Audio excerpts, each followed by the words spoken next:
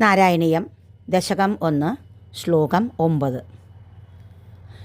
കാരുണ്യാത് കാമമന്യം ദദതി ഖലു പരേ സ്വാത്മതസ്ത്വം വിശേഷാദൈശ്വര്യാദീശതെന്യേ ജഗതി പരജനേ സ്വാത്മനോ ഈശ്വരസ്ത്വം ത്വയ്യുച്ചൈരാരമന്തി പ്രതിപദമധുരേ ചേതനാസ്ഫീതഭാഗ്യാ ത്വം ചാത്മാ രാമ ഏവേത്യതുലഗുണഗണാധാര ശൗരേ നമസ്തേ. അല്ലയോ കൃഷ്ണ, മറ്റുള്ള ദേവന്മാർ കാരുണ്യം മൂലം പലർക്കും പല അഭീഷ്ടങ്ങളും സാധിച്ചു കൊടുക്കുന്നുണ്ട്.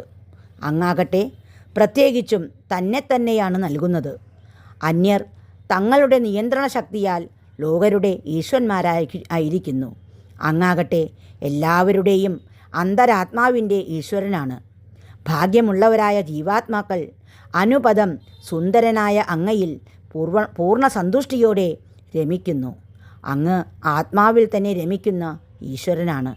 ഇപ്രകാരം അതുല്യങ്ങളായ ഗുണസമൂഹങ്ങളുടെ നിവാസസ്ഥാനമായ ശ്രീകൃഷ്ണ, അങ്ങേക്ക് നമസ്കാരം. ശ്ലോകം 10. ഐശ്വര്യം ശങ്കരാദീശ്വര വിനിയമനം വിശ്വതേജോഹരാണാം തേജസ്സംഹാരി വീര്യം വിമലമപി യശോ നിസ്പൃഹൈശ്ചോപഗീതം അംഗാസംഗാ സദാ ശ്രീരഖില വിദസി ന ക്വാപി തേ സംഗവാർത്താ തദ്വാദാകാരവാസിൻ മുരഹര ഭഗവത് ശബ്ദമുഖ്യാശ്രയോസി.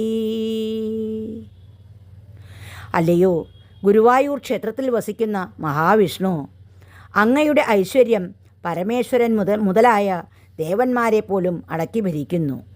പ്രപഞ്ചത്തിൻ്റെ തേജസ്സിനെ നശിപ്പിക്കുന്നവരുടെ തേജസ്സിനെ നശിപ്പിക്കുന്നതാണ് അങ്ങയുടെ തേജസ്. നിർമ്മലവും നിസ്പൃഹവുമായ അങ്ങയുടെ യശസ് മുനീന്ദ്രന്മാരാൽ ആലപിക്കപ്പെടുന്നു.